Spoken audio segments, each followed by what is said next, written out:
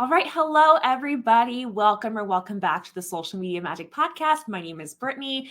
I'm a content strategist, social media manager, all the other fun title stuff. I'm so glad you're here.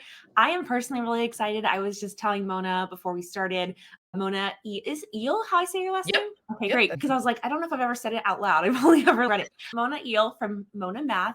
And I'm just really excited, by the way, for branding. Go look at her Instagram because I think she does such a good job, not only just with colors and things, but right away I know who you are, what you're about, your vibe. Like I remember the first time I saw your website, I was just like, wow, professional. Well, You, thank you. yeah, you're like the video, like the hero section with the videos. Oh, it's so good. So if you're a branding nerd, you can go check that out. But Mona, welcome to the show. Thank you. It's so exciting to be here. I'm excited to have you. Okay, so the main reason I really wanted to bring you on, aside from the fact that I think you're just doing such a good job, and I want everybody to know that too, and your brand is so good, I'm just so curious about what you're doing with ManyChat. Because it's one thing for me to say it, and I would totally understand where like, if sellers are hearing it, they're like, oh, yeah. Social media manager saying, do this thing. Like, okay, that just sounds like an offer or something. So I was like, okay, I need to find examples, one, so that they see it's not just me like pushing this thing, but two, also, I want them to see other examples. So it's easy for a seller to see somebody selling courses or memberships or coaching or things. Teachers can do those things, obviously.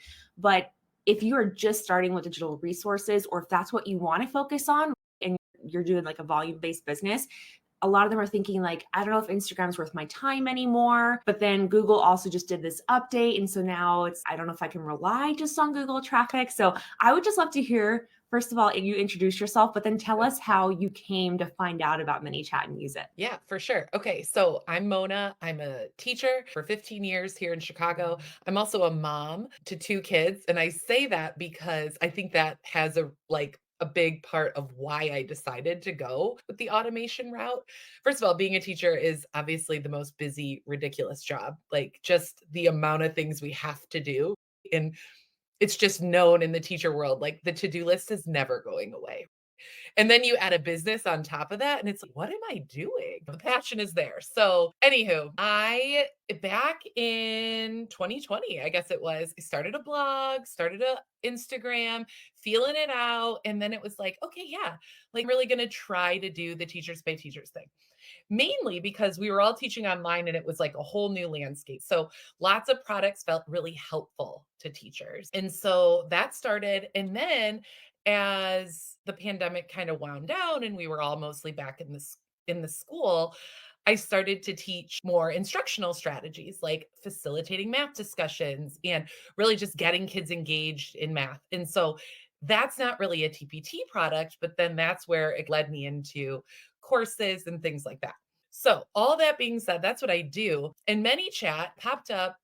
I'm like a podcaster myself, so I'm a binger of all podcasts. I just listen to everything on 1.8 and it's just so much information in while I'm driving and doing mindless tasks. So, I think it was Amy Porterfield just had mentioned it offhand, like random. But I had been seeing it from people, like, where they would have comment link, and then all of a sudden I'd get the link to the cute sweater or to the podcast episode or to the TPT product, and I was like, "I actually need to do that." So I started doing that and manually sending the links. Like, in my notes on my phone, I had, "Hey, here's math survey," and then there was the link, and then it was like, "Podcast episode 48, there's the link." And I was manually sending it, and that was fine until thing goes gangbusters, and it's like sending 50 DMs, and you're like, "Okay, wait a minute, what am I doing?" But also, that was actually fine. Okay, I just sit there for a few minutes and send 50 DMs. But what was happening was 2 weeks later, I had posted, like, links for 5 other things, and somebody posts, like, "I want the link on that post from 2 weeks ago," and I just don't have the energy to back, find the link, send it. So I'm like, there's got to be a better way. Amy Porterfield, I think that was her. I just don't even know what episode it was, but somebody in the podcast world mentioned it. And I was like, I'm going to check that out because they said it was free. I was like, I'm going to check that out. And I did. And I was like, whoa, this is actually so easy. And then I was sold. I was like, okay, I'm going to pay for this. I'm going to do all the things, like go all in because I'm a mom. I don't want to be on my phone. My 5 and 3-year-old are like crawling all over me. I can't be on my phone at 5 when everybody is commenting link to send the link, and just really saw an opportunity to like step back from something that was it's not about a personal touch, right? Just sending the link isn't where I'm building the relationship. It's just delivering the thing. So I thought, let me give it a try. So yeah, that's where it all started. I love that, and I love that you said that's not the personal thing because that is an understandable objection I've heard, and it was my hesitance too, because just think about what has happened in the last year. Like, we have seen with AI and ChatGPT specifically, like, we saw everybody was like, I don't know if I like this thing," and then they're like, "Oh my gosh, this is amazing," and the minute, "Is it stealing my content? Maybe I don't like it. No, wait, now I can tell," and it's almost like a little game for me now. This is just me, so I'll go through a post and be like, ChatGPT did this because I'm like, it says the word unlock, unleash, but tell usually if someone hasn't done and it's a skill in itself figuring out how to make it sound Mhm. like you if you are going to use it, by the way. That's something totally separate. But I can understand where people would confuse AI and automation. And I'm really excited because I have an episode coming up, should be sometime after this one. I can't remember the order to be honest, but with Brittany Blackwell, where she's going to talk about automation and AI are totally different. And you just said Mhm. like personal. You actually can personalize the messages in Yep. case it's your first time hearing it. You can make it say whatever you want. But you're so right about you don't have to manually send a link because Mhm. realistically, what are you going to do? You're going to copy the message, put it in your notes phone, right? Your Mhm. phone notes, and then paste it. And it's just like that. That's actually why I started looking into it because I was managing an account for someone. She had 26,000 followers and every time in a super engaged community, and it was awesome. And it's like one of those things where it's like a good problem. But I remember one day having to respond to 300 comments, and I was like, this is like such a not a good use of my time. And I felt bad that I was having her pay me, to be honest, to respond to comments when I was literally copying and pasting because that's what she wanted a certain message to say. And I was like, this is silly. There's got to be a better way to do this. And so I was looking for a way because I was like, I don't want her paying money needlessly, like it for me. And also, I could be doing better things for her that are actually anyway. But I was just thinking if that's for someone who can afford a social media manager. If you Mhm. can't afford a social media manager or a VA, or you just don't have the time or the mental bandwidth, that's definitely a thing. The bandwidth of Mhm. being able to keep up with all the notifications because I am in so many accounts. Mine usually are like they go to the wayside. And I'm sure it's like that for you with your life, right? Other things take priority. And so knowing at least that you're not dropping the ball, because I hate that feeling of Mhm. one asked me for something and I never followed up with them. I don't ever want them to think I don't think they're important or something. Totally. Knowing I can have at least that taken care of is just such a good thing. And I want for people to, that's why I want for people to know about this. And if you choose not to use, that's totally fine. But I think it could be a really good way to bridge the gap, especially because I think it's free until you have 1,000 followers. I can't remember. Let me see how many you have right now. You got, oh, you're almost at 5,000. That's so exciting. I know, look at that. Yeah. But, yeah, I think, like, for me, I started with just doing the link delivery and, like, the message delivery, and now I've used, like, so many of the features. I actually just paid for the Pro pretty, like, quickly after because I knew I wanted to use it to my freebie, right? My lead generator or whatever. And so I just like one word. So I have a math discussion guide. And so I just picked guide. And anytime someone comments guide on anything, it automatically sends them a message. The free version, you have to pick which reel or which post to have it go with. But when you pay for the pro, then all of a sudden you can do any. And that simplified my life further. And so I was like, oh, yeah, I got to do that. And even with like story replies or mention, I'm able to like have a little message that goes with that. So there's just so many possibilities. Once I dove in, and it's hard, and I resisted it for a while to dive into another thing. But this is one that like I tell my friends, I'm like, actually, it saves me a lot of time. Yeah, it's got so many things, right? Like I have found usually the things that I've resisted the longest and the most are the things that have actually been the most beneficial. Mhm. I don't know why I do that, but it was the same thing with like email automations. I remember the first time looking at the ConvertKit like screen and being like, "Oh my gosh, there's no way I'm ever going to figure this out." Because I was like, "Okay, this page goes to this page. When this page happens, I get this. They click this, I get that." And I was just like, "There's just no freaking way I can do it." Yeah. And when I was looking at like even in 2021, I don't. I don't think I could have. I was still in the classroom full time, and I don't have kids, and God bless you guys still in the classroom with kids. Like I don't know how y'all do it. Mhm. I salute you. I just think, and without that, I just didn't have the bandwidth to do it. And so Totally. I do think you totally have to start from where you're at. But just like how you said, you started with one thing and then you figured it out and it got easier. And now I love email automations because I know if I'm doing like an affiliate launch for something, for example, if I'm doing a bundle, I can just get them all scheduled and then don't have to think about it. I don't have to worry that something didn't go out or what if I'm sick that day. It's just that peace of mind is really like what you're setting yourself up for, especially if you know you're in a busy season and you only have, which I mean, who isn't in a busy season? I feel like we're all busy, but if, especially that you only have a few hours to work per week, then making those hours really count and like setting up Mhm. automations for yourself. And I'm down this whole rabbit hole of Zapier. Have you discovered Zapier yet? Oh, yeah. Oh, yeah. Oh man, it is usually these little things and you're just like, oh my gosh. And then you look back and you're like, how did I ever waste hours doing this other thing? Yeah, it Right. can't go back. And Mhm. so if you are in that point where you can't hire VAs yet, it's a really great way to automate whatever you can. And that's just one. ManyChat and Zapier are just two examples of apps that do that. But I think just automation in general is just, oh, it's such an amazing thing. Okay, so let's talk about, because you actually did a really good job. Thank you of explaining the different ones that you've already used. I would love to hear whatever you feel comfortable sharing about results, because that's another thing too, right? Is this going to be worth my time? That's usually the question. I Mhm. always say yes. Learning is always worth your time, but I understand people want to hear numbers. So if you don't mind sharing, what has your email growth look like since you started using ManyChat, or just maybe recent growth? Yeah, I don't have the exact number, but I think let me see here. I guess this is what I have. I don't know if this is encouraging or not. But once you pay for the pro, it's like $15 a month. And then if you reach a certain number of like thresholds of contacts, you pay more. So the ManyChat bill came in and it was $30. And I was like, what? Like, gonna send them an email. What's going on? But it was a good thing. It was like I've been promoting this math coach, like virtual PLC. And so I've been trying to get a lot of coaches to engage and I have. And so I have a lot of contacts in ManyChat. And so that kind of bumped me up to the next level. So I think that's good. The conversion is really great. I was just going to pull up like the back end of one of the automations. So they're all like flow charts too, which is cool.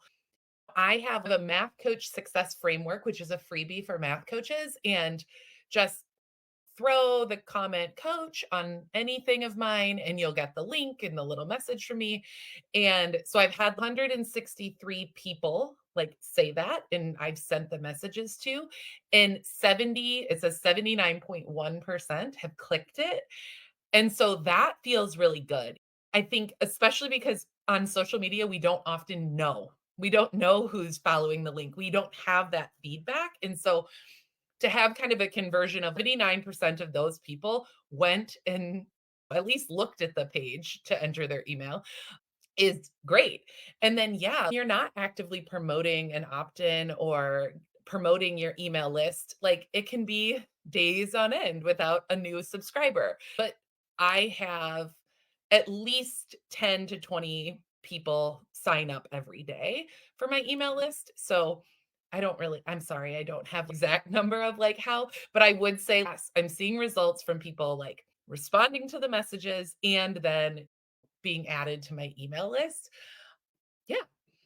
I love that. And that's okay. I was actually just going to say, next thing I was going to say, whatever your results were, was that most people don't actually track. And that's not a dig on anyone. It's just another thing to do.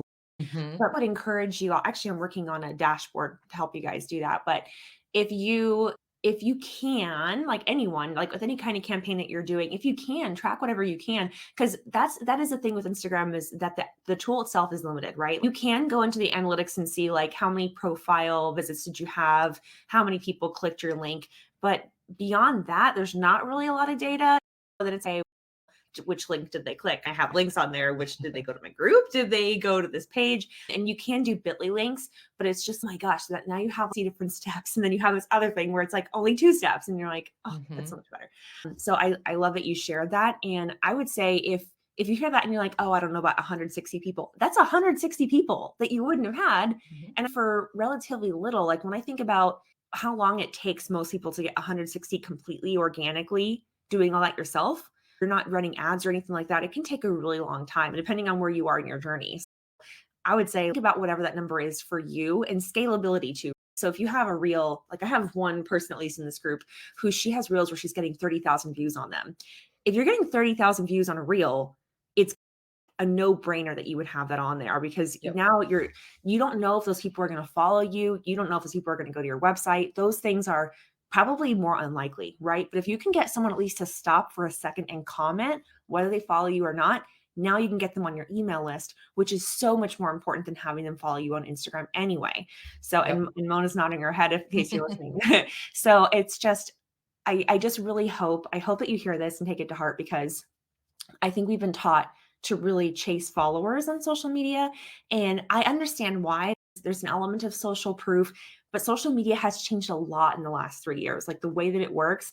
And so I really want you to try to ignore that number a little more and think about what can I actually track? Because I think that's going to show you you're doing better than you think you are, right? Mhm. And when you set up these systems and procedures for yourself, just like you would in the classroom, right? It allows you to actually track and say, oh, okay, so maybe it's not Instagram it's not working. Maybe it's my sales page I actually need to fix, right? Because what if I'm getting all this traffic to the sales page, but they're not converting? Okay, well, that shows me it's not a traffic problem, it's a conversion, like copywriting maybe problem or tech problem. Maybe something's not working, but it's hard to know what to work on if we haven't eliminated what the problem is. So thank you so much for sharing that. Let me see. Let me go back here. Did you have anything to add to that before I ask you another question? I was just thinking about, like, before I used ManyChat, I remember people always saying, like, social media strategists saying, DM people, get in people's DMs, create relationships on social media. And that's great. But I just always felt so weird, like cold DMing people.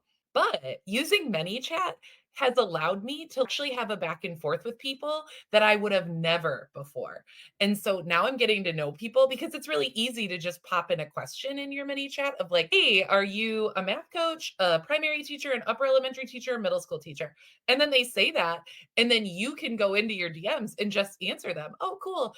I taught 5, 6 math for a while too. Are you just math? Whatever. And that I think that personal touch of knowing the person on social media has served me well, more so than before. Love that. And then one of my next questions was, how has that changed how you show up? And so I think you answered that perfectly. Mhm. I hear you with the cold DMing thing. I do think there is a way that you can cold pitch or do cold reach outs, whatever you want to call them, in a really nice and authentic way. Sometimes, like for example, I'll hear someone's podcast and I'll hear an episode and be like, oh my gosh, I have to respond and let them know what I thought of that.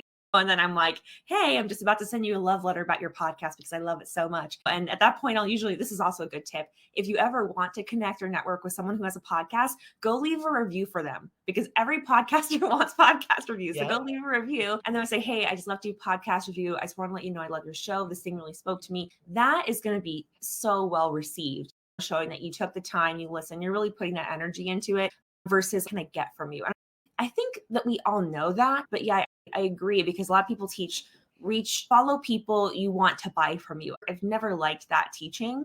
I really Mhm. don't. Like I really believe in like consent-based marketing and people will come and find you and follow you and they'll DM you if they want to hear more and they'll respond to things you've already put out there. Unless there's something legit. Okay, following someone and you're in their stories, like if someone has a cat, that's almost always going to get a response from me. But that's not related to the product or the service or Mhm. anything. So I totally agree. I think it's really great for that. It's great for strategically, like what you just mentioned, segmentation, like even Mhm. followers. Oh, I'm getting a lot of people who are actually this following me. I wasn't expecting. I have more sixth grade teachers following me, things like that, which can really help you figure out like, oh, maybe I need to make more products for sixth graders or sixth grade teachers because they're asking me for that. So I think that's really good.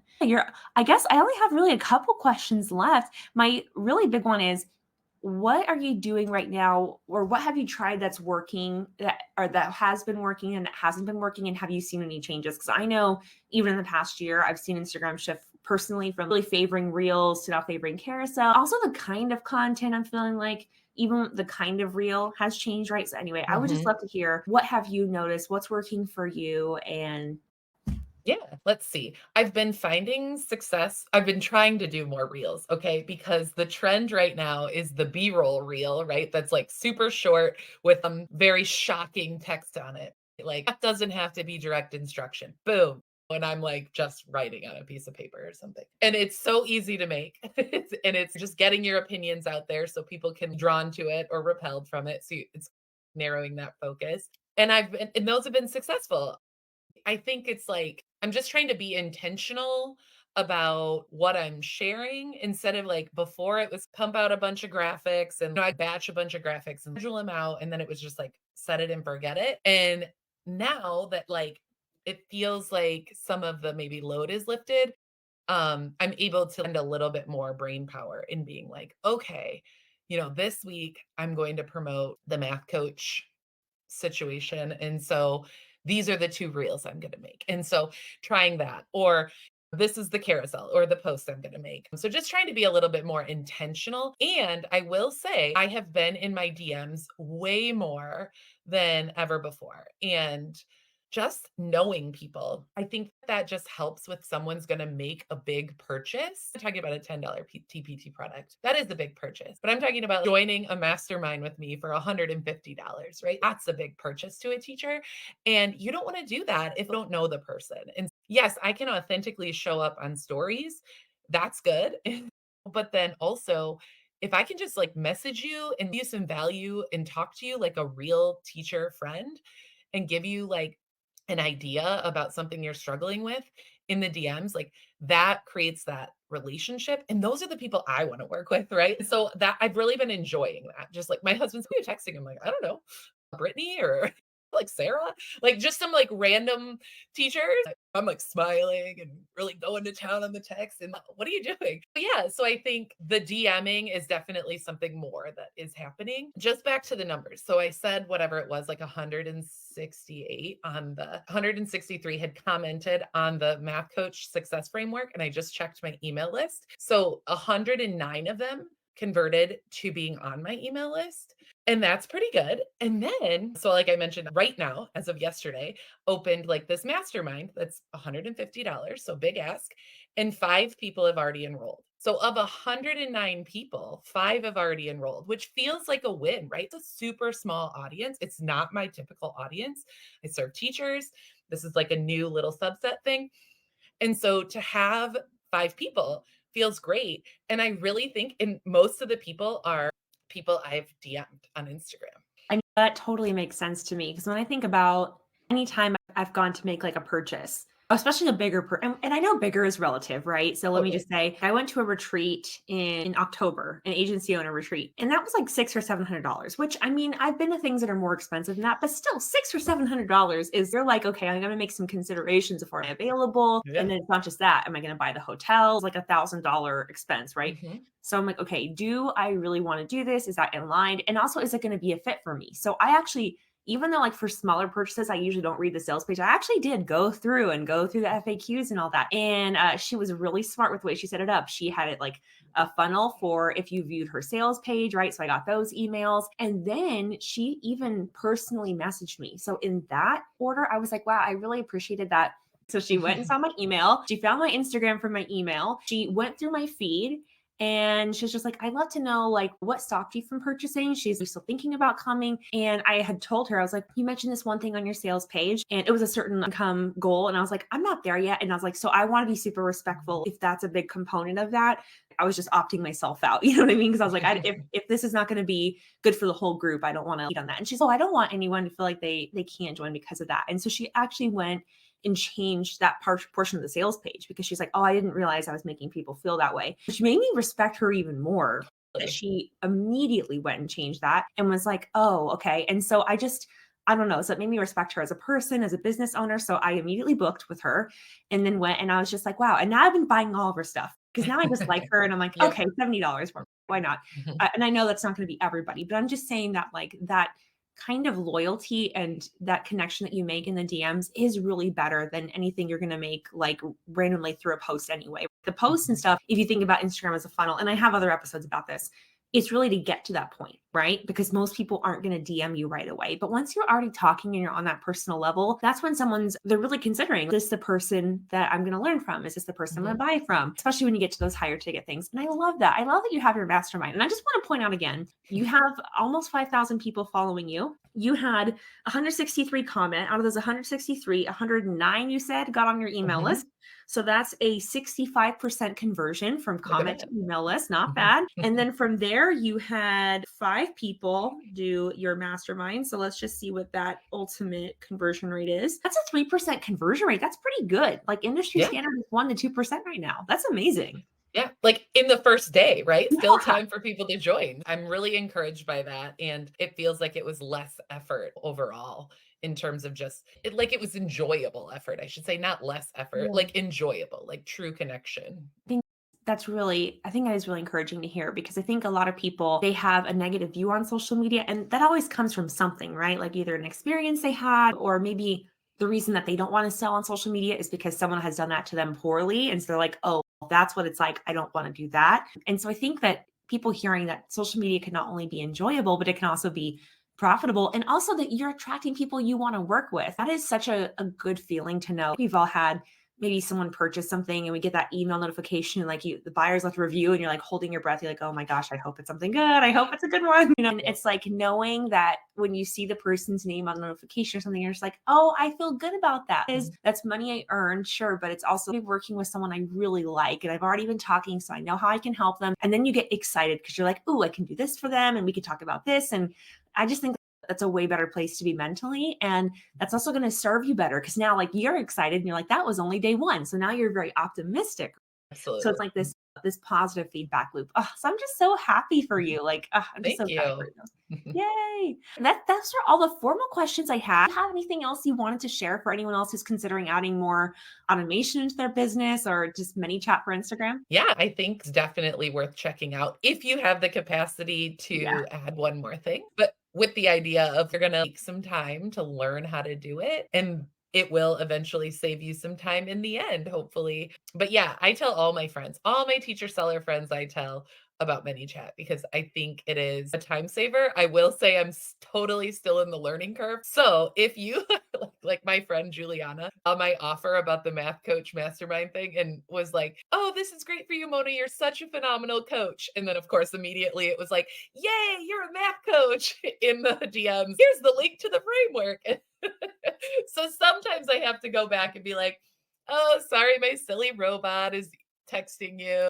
Whatever. But so I'm totally still learning on like that end, but it's fine. We're all normal people. And we just like, I literally just text people sometimes like, yeah, I don't know what's going on with my robot. It just keeps sending you the same thing over and over, and just light of it. But yeah, check it out. It's fun and it'll save you a little bit of sanity, hopefully. definitely. And I was going to say, just a tip for that too, if you're like either in the beginning stages or you haven't done it yet, if you are going to have it for the long term, which you probably are because you're going to build like multiple funnels if you use it, one thing you can do is add a number at the end. So, for example, like guide one or guide two, and that also allows you to track campaigns, especially in the beginning. If you are using the free version where you have to do it like per post or reel, then you can actually compare and say, oh, this reel is actually bringing in more traffic to this guide than this one is.